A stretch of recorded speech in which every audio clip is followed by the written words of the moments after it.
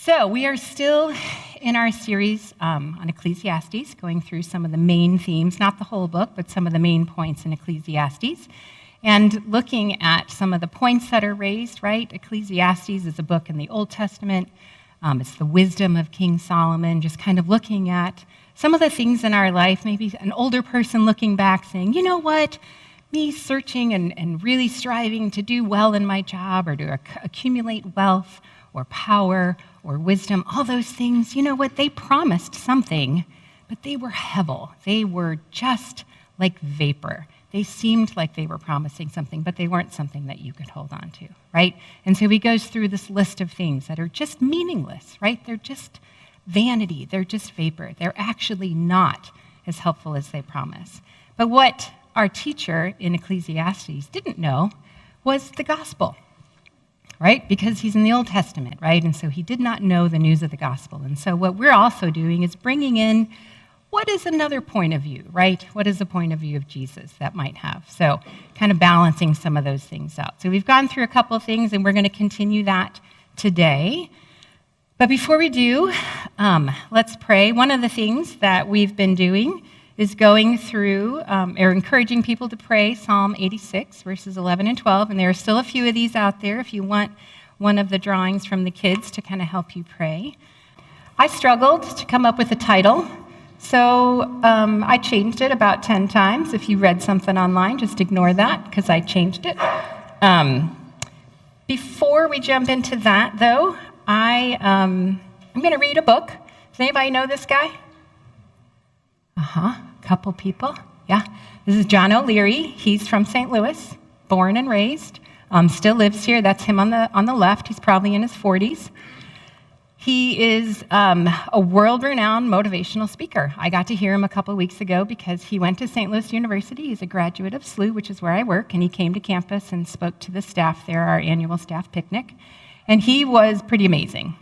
It's the first I had heard him speak. This is his book. It is a relatively new book that's out. He just has a movie that came out called Soul on Fire, I think, yes, which I've not had a chance to see, obviously, although maybe even I had seen it, I might not remember the title. That's where I am these days. That's him on the right. At the age of 9, he was in a fire that burned his entire body. He had a 109% chance of dying. That was how they calculated his chance of survival. So he had negative chance of survival. So there was absolutely no chance. Clearly, he beat those odds, right? Because he's still alive. He speaks around the world to millions and millions of people. He is a man of faith, tremendous faith. So I'm just going to read to you out of his book. I have all these books. It makes it look like I'm really smart and I read a lot, but I don't. So I just don't want to misrepresent that. There are other people who do that. I'm not one of those people. So, in fact, I haven't even read this whole book. I just read this chapter. So, but this is what I heard him speak, and it moved me pretty profoundly, and I feel like it is relevant to what we're going to talk about today, because we're going to talk about how we care for people today, how God asks us and calls us to care for people. So, it happened yesterday. I was just lying in my hospital bed. I couldn't move because I'm strapped to the bed. I couldn't talk because I have a ventilator. I couldn't see because my eyes are swollen shut. I was in the dark. I was in pain, and I was totally scared. But I was also dreaming, hoping, and praying, and listening intently. I hear everything going on around me. I can't do much else. So that's what I do. I listen. And it was in the listening that I was blown away. You see, I like sports, all sports, but I love baseball. St. Louis Cardinals are my team, and I love watching the game, but we don't go to the stadium very often. And the games are only on TV a few times a year. So the way we watch baseball in our house isn't with our eyes. Nope, it's with our ears. We listen to the radio. We listen to announcers. We listen to a guy named Jack Buck. He's the voice of the St. Louis Cardinals. Not anymore. He's the guy I listen to all summer long who tells me what my Cardinals are doing. He's the one I listen to in my bedroom under the blanket long after I'm supposed to be asleep. And even though I've never met him, I love him. And he's also the guy who walked into my room yesterday. That's right. Jack Buck visited me in my hospital room. I couldn't see him, but I didn't need to. I was just lying in bed listening to the beeping of the machines that were keeping me alive when I heard the door open. I heard footsteps. I heard a chair get dragged across the floor. I heard a cough, and then I heard a voice. "Kid, wake up." I recognized his voice right away. It was Jack Buck. "Listen to me. You're going to live. You got that? You're going to survive. And when you get out of here, we're going to celebrate. We'll call it John O'Leary Day at the ballpark." Jack Buck in my room talking to me? I couldn't believe it. "Kid, are you listening to me?" I couldn't move anything, but I tried to nod my head as much as I could. I wanted him to know that I was listening. He must have noticed because he said, "Good." He didn't say anything for a long time. I figured he had left. And then I heard him say, "Keep fighting, kid." I'm going to cry a lot today. I'm just going to tell you that. I cried when he shared the story. So I heard the chair get pushed back, footsteps walk away from me, the door slide open, and Jack Buck left the room. It was a short visit. When he left, I was still tied down to my bed, eyes swollen shut, unable to move, unable to speak, unable to do anything. But I was absolutely, totally fired up. Yeah, man, we were going to have a party. John O'Leary Day at the ballpark. I like the sound of that. That was yesterday, and I've been thinking about those words, that promise, and that voice ever since. In fact, it's all I can think about today. Yes, I'm still in pain. Yes, there's still beeping. Yes, there's still the Darth Vader breathing noise from the respirator. But I'm not focused on that anymore. I'm thinking about that visit and my day at the ballpark. Then I hear my door open, footsteps of someone walking in. A chair gets pulled across the floor. There's a cough. Then I hear a voice. "Kid, wake up. I'm back." Oh my gosh, it's him again. "Kid, listen to me. You're going to live. Got that? You're going to survive. And when you get out of here, we're going to celebrate. We'll call it John O'Leary Day at the ballpark. Keep fighting." There's a long pause. Then I hear, "See you soon." The chair gets pushed back across the floor. The door opens up, and I'm alone again. The room is filled with the sound of beeping. I'm still in darkness, tied to the bed, can't move, can't see, can't talk, by myself, with a single thought. Wait until my friends hear about this. Jack Buck changed my life. He entered into it just a few days after I was burned. He'd never met me or my family. He'd simply been told that a little boy in the community had been injured, faced terrible odds, and needed some encouragement. And that was enough for Jack. He scrubbed up, put on a gown, walked into my room and into my life. I later learned that his first visit was so short because he became so emotional he couldn't speak. Because I didn't put the picture up of the kid laying in the bed. This is how he looked weeks after he had been burned. This is not what Jack saw. After telling me to keep fighting, he left the room, ripped off the scrubs, and broke down weeping in the hallway. A nurse came over to comfort him. She asked if he was okay. Jack replied he wasn't sure. He asked if the little boy was going to make it. The nurse shook her head no and explained the extent of my injuries. Then she said, "Mr. Buck, I'm sorry. There just isn't a chance. It's just his time." And he left the burn center with that information. Jack had done his good deed. He'd visited a dying kid in the hospital. He owed me nothing. He had done enough. He had learned that some climbs are just too steep, and this little boy wouldn't survive this one. There wasn't a chance. Not a chance. And in spite of all the reasons to give up hope and move on with his life, the following day, Jack came back. In my scariest, bleakest days, one man's voice shone light into my darkness. One visit gave me a promise to cling to. One voice echoed hope. And he only got the chance to have such an impact because one person told him my story. A friend of our family called to tell her dad about me being in the fire, and she asked if he would keep me in his prayers. That night, her dad went to a charity event and sat next to his friend, Jack Buck, and he mentioned the phone call that he had had with his daughter. And the following day, Jack visited me. The darkness and pain were replaced with light and possibility. My life changed. One phone call, one mention, one visit.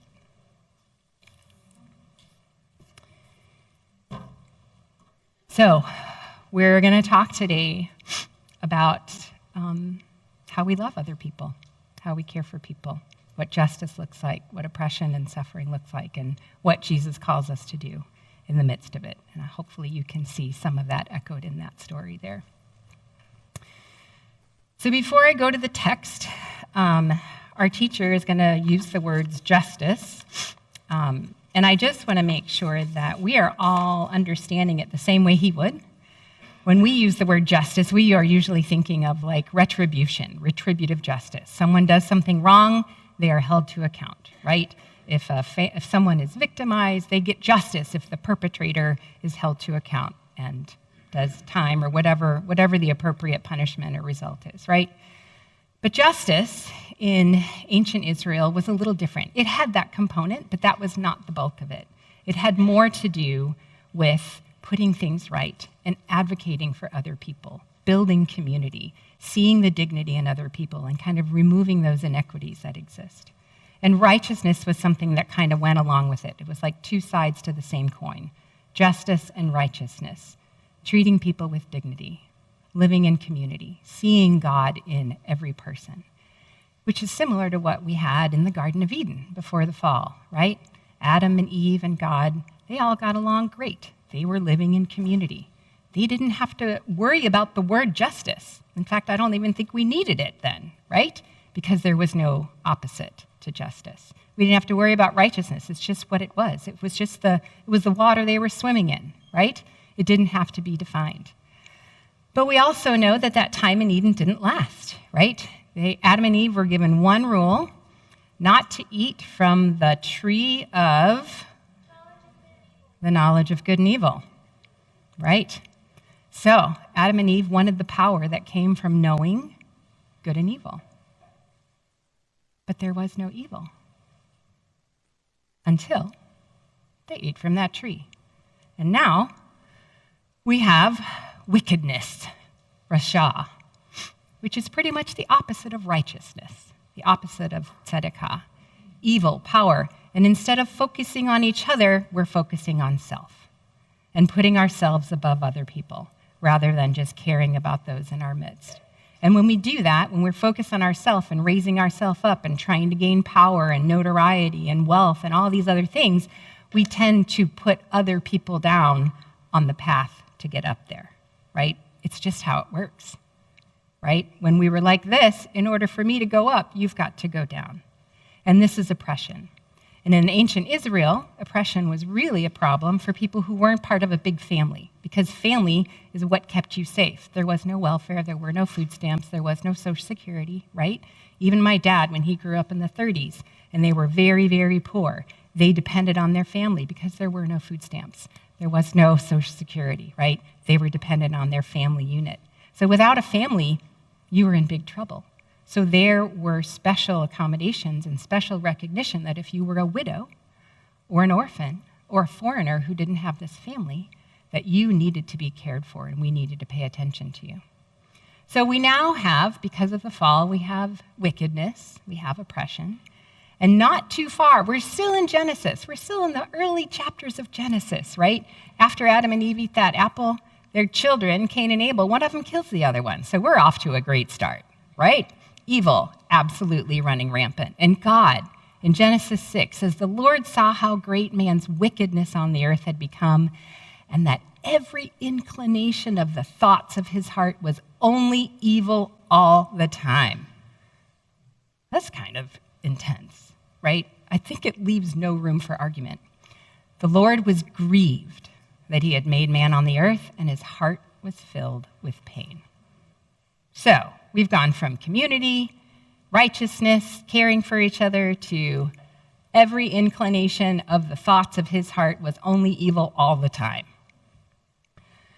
So we have a flood, and God wipes out most of humanity, everybody but Noah and his family. And in chapter 8, after the waters recede, before God sends the rainbow, do you know what he says? He says, I'm not going to do this again, even though every inclination of man's heart is evil from childhood. So God recognized the flood didn't change anything. Everybody's still evil all the time. So he says, instead of wiping everybody out again, I'm going to bless them. Is that our idea of righteousness and justice? Maybe righteousness, but justice? I think we would be like, no, they've got to pay. And instead, he's going to bless them. So, God calls Abraham, and he sets him apart. He says, I'm going to build a great nation out of you, and you're going to be different. You're going to be set apart. You're going to do things differently than everybody around you. And he gives Abraham, and he gives all of the descendants of Abraham a whole bunch of rules and ways to live that will make them different, that will help restore that community, that will help restore the righteousness and the justice that existed in Eden, even though every inclination of man's heart is evil all the time, right? So this is where the author of Ecclesiastes is. He's been living in this. He knows all these rules. He knows all these guidelines, right? The 10 Commandments and the rules in Leviticus and the rules in Deuteronomy about how you're supposed to care for the widow and the orphan and the foreigner, the vulnerable, right? The things that you're supposed to do. Even though it is not your inclination to do it, you need to be different than all the people around you who are just doing what they want to do. You need to be different. So this is what is called to Abraham. So to our text in Ecclesiastes, our author in chapter 3 says, and I saw something else under the sun, right? He's looking around, see under the sun just what he views in the world. In the place of judgment, wickedness was there. And in the place of justice, wickedness was there. So he's, not too different from God's recognition and God's observation in Genesis, right? Every inclination of man's heart is evil all the time. There is wickedness, right? Despite all the rules that were supposed to prevent it. Despite all the things that they were supposed to do to make sure that they were not wicked, it still existed. Do you think we've gotten any better? Do you think our elaborate systems that are supposed to protect people have gotten any better? Ours are much more sophisticated, right? We've had a lot of years to perfect this. No. Because the reason this exists is because of sin. And we, humans, cannot fix sin. As long as sin exists in the world, there will be wickedness, there will be evil. We can't fix it. We're going to develop all these systems and all these plans and all these processes, but we're still going to have to deal with it. So our teacher goes on and he says, God will bring into judgment both the righteous and the wicked, for there will be a time for every activity, a time to judge every deed. So he's not wrong. God is a God of justice. God will bring judgment, right? Maybe not today, but God will bring judgment. He believes and he trusts in his God that God is a God of justice. And he's right. But a little further on, chapter 4, again I looked and I saw all the oppression that was taking place under the sun. I saw the tears of the oppressed. They have no comforter. Power was on the side of their oppressor, and they have no comforter. And I declared that the dead who had already died are happier than the living who are still alive. But better than both is the one who's never even been born, who has not seen the evil that is done under the sun. Wouldn't you want to just hang out with him all the time? So,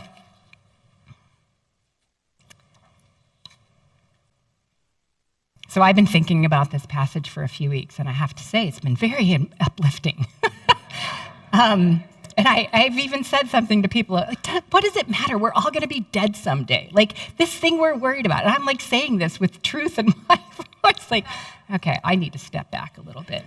But God has been just really highlighting a lot of things to me as I've been thinking about this passage. And I've been going through the spiritual exercises with the spiritual director, and one of my prompts in the morning was about a woman who was healed in the synagogue, and I was just moved, right? I'm like, why? Why did you heal her and not this other person? She didn't even ask. Plenty of people ask, and you don't heal them. Why? Why is suffering, right? And, I've studied a little bit of theology. I understand theologically why suffering exists, right? It's because of sin, and it'll go away when Jesus comes back, and we know that we will return to the life we had in Eden, and there will be no suffering, there will be no wickedness, there will be no evil. I understand this theologically, right? But we're still stuck in the now, kind of like our friend in Ecclesiastes. Even though God is going to come back and God is going to judge, the oppressed are still crying. They are still suffering. And I don't like it. And I was really moved by a friend of mine who I work with. We were having a conversation at work. It was kind of an organized conversation about one of the many topics that is impacting higher education these days. And I tend to just check out and move on. I'm very good at compartmentalizing things and just moving on, right? I'm very good at avoiding difficult things. If there's something hard in the news, you know what? I'm just not going to look at that. And I'm going to move on, and I'm just going to do these other things that are in front of me. Or maybe watch a cute video about a cat, right? Or maybe watch, the Great British Baking Show, where everyone is nice to each other, even though they're competing with each other, right? Like, how does that happen? Even the Great Canadian Baking Show, they're all just so nice to each other. They're all apologizing to each other all the time. And I was just wrestling with God. I'm like, God, I just avoid these things because I'm a fixer. This is just the way you've made me. I like to fix things. I like to solve problems. And so I don't like to wrestle with things that don't have a clear and easy solution. And these things just don't have a solution. So I'm just going to say, God, when Jesus comes back, this will all be taken care of, which is true. But is that enough for today? And God said, yeah, maybe you just avoid these things because you're a fixer. Or maybe you want to fix them because you don't like to sit in the mess and the discomfort of the pain that you see. I'm like, oh, maybe that's true. And I was just made very aware of this friend of mine who is wrestling with this situation, this thing in the news that doesn't have much of an impact on me, so I can just ignore it and move on. But as she's talking, I hear the grief in her voice. And I hear the pain. And I think, she can't just move on. She can't just tune this out and pretend like it's not happening. And the same week, we had a couple from Waymakers that my husband, you guys mostly know my husband pastors a church, Waymakers, where we had Susan's lovely photo up earlier, which is filled with people who are struggling with poverty and homelessness and addiction and mental illness and trauma and abuse and violence and crime and all the things that don't have answers. And this couple was, that night, sleeping in the park. And I'm sitting in my recliner, in my nice temperature-controlled family room, watching the Great British Baking Show on my big screen TV, a little blanket on my lap, snacks in a little bowl. And very aware that this couple, who had lost absolutely everything, they have nothing left, is sleeping in the park. And they can't pretend that homelessness isn't a huge problem in this city. They can't pretend that poverty isn't a problem. So why should I get to? So I'm just recognizing, right? And I've said this many times as I think about, like Mike tells me stories when I'm pointing over here because he's over here, in case you didn't know, like why I'm pointing over there. Hi, Mike. And I hear the stories that he talks about the people, and immigrants also who are struggling, right? People who are in the food line waiting for food and just the things that he talks about with them. And I'm like, I couldn't do that. I just couldn't. Because I'm a fixer. And I can't fix those things, right? So this is where I spend my day. It may not be a great picture, but this is my office, which is beautiful, I just have to say. And I am very grateful. This is my 7th office since I've been working at SLU. This is the best one by far. And But I'm not just showing this to brag, but people come into my office all the time and they comment about it. Yeah, I have a great view. I have lovely high ceilings and natural light and plants. But people just kept commenting. I'm like, oh, it's just the plants. You just like the plants, you know? But then a couple of people have said to me, they're like, no, it's just really clean in here. And I'm like, well, it's not like sterile or anything, like a museum, but it is tidy. Yes, I do keep it tidy. And I don't have to share the space with anybody else. Nobody comes along and leaves their toys on the floor. Nobody leaves dirty dishes in the sink, right? Like, I have control over my space. And I do keep it tidy. I even have my own vacuum, so I don't have to wait for the ladies to come and vacuum when I make a mess, because I do make a mess with my plants all the time. Yeah, I keep it tidy. And so, yes, I maintain order, right? And I like to maintain order. And even the work that I do in this place, I have a lot of control.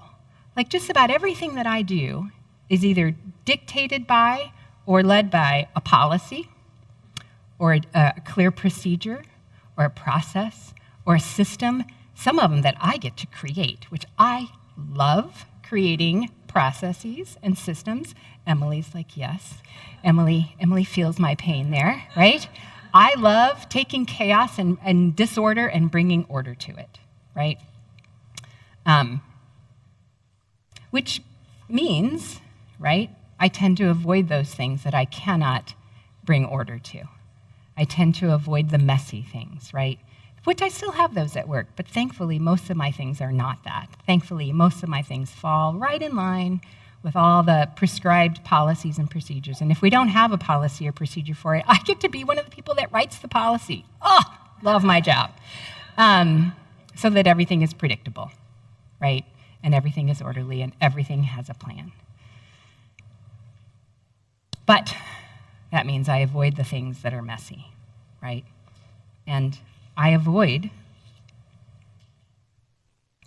most of the things that are messy are things that involve people and suffering and hard conversations, and they're very uncomfortable. And I avoid them. And God has called me on that. Because it is exactly what we're called to do. We're called to enter into the mess, right? We're called to be alive. We're called to be aware and know and show up for people. Jesus went to the home of a Pharisee to have dinner, and before dinner, he did not perform the ceremonial hand washing. And the Pharisee called him out on it, which I love. Isn't that funny? And Jesus responded to him, "Now then, you Pharisees, you clean the outside of the cup and the dish, but inside, you're full of greed and wickedness. You foolish people, did not the one who made the outside also make the inside? But now, as for what is inside you, be generous to the poor with acts of mercy and compassion, and everything will be clean for you."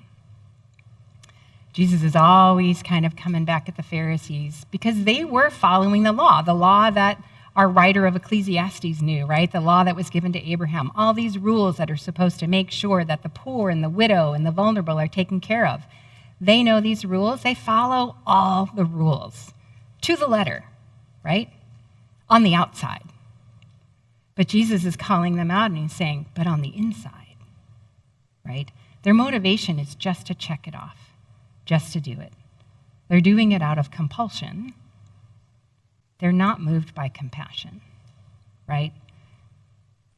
Be generous to the poor. They were giving to the poor, but he's saying, be generous with mercy and compassion. See the people, not just their situation. Don't just treat the symptoms, right? See the people. Their hearts were not engaged. But we, as followers of Jesus, our hearts have been changed, right? When we commit our lives to Christ and we ask God to be our Lord, he changes us. He comes in. We are blessed with immense love, mercy, grace, and compassion. And what are we supposed to do with that? We're supposed to give it away. It's not just for us to hold on to, right?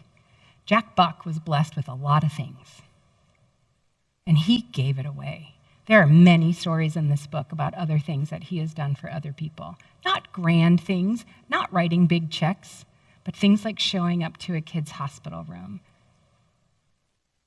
And then John O'Leary took all the many people who poured into his life, and he's turned it around, and he's giving back to other people, and he is now motivating and inspiring millions of people around the world. We have been given a tremendous gift: grace, mercy, love, and we're supposed to give it away, and we're supposed to give away the same way that we have received. We're commanded to do this, right? Because Jesus loves us. We're not called to fix all the problems in the world. We can't. We can't fix sin. I so wish we could, but we can't. It is way beyond us. It's impossible. But we can love our neighbors as ourselves. When Jesus was asked, "Who's my neighbor?" This is when he told the story of the Good Samaritan, right? The priest and the Levite passed up this guy who's dead on the road, but the Samaritan, who was his enemy pretty much, does what he can, uses his resources, pays for the guy to be cared for, takes him to an inn and has somebody care for him, right? He does what's in front of him. He encounters someone in need. He uses the resources that he has to help this person in need, even though the Levite and the priest, who were prescribed and commanded to do this, did not, right? We do what God puts in front of us. We care for the people God puts in front of us, even if we don't like them. That's the moral of that story, even if you don't like them. We carry their burdens.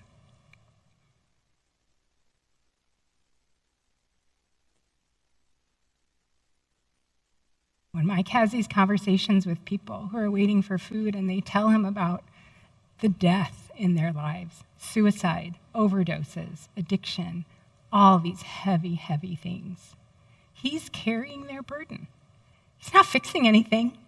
There's no way he could fix any of that. But he's carrying their burden, right? And we're supposed to do the good works which God prepared in advance for us to do. I think I have time to read this. I want to read this prayer by John Henry Cardinal Newman. God has created me to do him some definite service. Weirdly worded. He's committed work for me to do, which he has not committed to another. I have my mission. I may never know it this side of life, but I shall be told it in the next. I am a link in a chain, a bond of connection between persons. He hasn't created me for nothing. I shall do good. I shall do his work. I shall be an angel of peace, a preacher of truth in my own place, while not intending it, if I do but keep his commandments. We have work that God has created for us to do. You each have specific things that God has put in your life for you to do that no one else can do. You are uniquely gifted. You are uniquely resourced. You are uniquely talented to be able to do those things. I can't do Mike's job, and he can't do mine. That's okay. God uses us each in our place, right? Jack Buck was the only person who could go into that kid's room and speak and motivate him just by his voice. Nobody else could have done that. And Jack could have just stopped after the first day because it was really hard and it tore him up. And he walked out into that hallway and he broke down crying. And he was told that kid wasn't going to live. But he went back. He carried that burden. He didn't fix the situation. He didn't even alleviate his pain. But he did carry his burden. And he went back and he took on that pain and he spoke again to that kid. I don't know why he's telling the kid he's going to live when he's already been told he didn't. I don't know if he had faith for that or if he was just saying it. I don't know. Doesn't matter. He had a profound influence and a profound impact on this person's life. And they did have John O'Leary Day at the ballpark. And they've gone on to do a lot of great things together, helping a lot of other people, right? So we are called to do good things. And God has prepared them in advance. You don't have to go looking for opportunities to help poor people. God's going to put him in your path, right? We have a person at the Waymakers who's kind of attached herself to me. And every Saturday or Sunday, I get a text. Peggy, you come to church today? Yes or no? I will be there. I got it this morning. And, sadly, I had to say no this morning. But I show up and I sit by this person. Half the time, we don't even talk to each other. She goes off and does her thing. I go off and do my thing, right? But this is a place where God has called me to just show up. All I have to do is show up. And she's happy that I'm there. I'm like, I don't know why. Sometimes I poke at her and I tease her and sometimes I'm nice to her. We have a lot of fun together. So this is actually an easy job for me, right? Because I enjoy it. So it doesn't have to be hard. Sometimes it's hard, but sometimes it's enjoyable. And sometimes there are things. So there are things that God puts in your life, maybe has already, but definitely will again, opportunities for you to use your particular gifting and resources to share the love that Jesus has put in your heart, to share the grace that you have received, the mercy that you have received so that you can extend it to other people. So I think we'll call the worship team up. This is an invitation. It's really more of a challenge. I don't know. Pay attention. Notice the good works that God has prepared in advance for you to do. You can't do them if you don't see them. You've got to pay attention. And you got to slow down enough. And you got to listen. And you got to ask. This is what your quiet time is with God. Listening, asking to hear what he has to say. And then you got to show up. You got to do the thing he's asking you to do. Jack Buck was nudged to go to the hospital. He went. So many people are glad he did. He just showed up. And just be willing to get in the mess. Be willing to sit with someone who's suffering. And show compassion. And then I will leave you with maybe something to ponder this week, or even during our prayer time or during the worship time. Have there been, or are there now, places that God is asking you to show up in a different way, to respond with grace and compassion, not compulsion, not to serve and care for people out of compulsion, but out of compassion?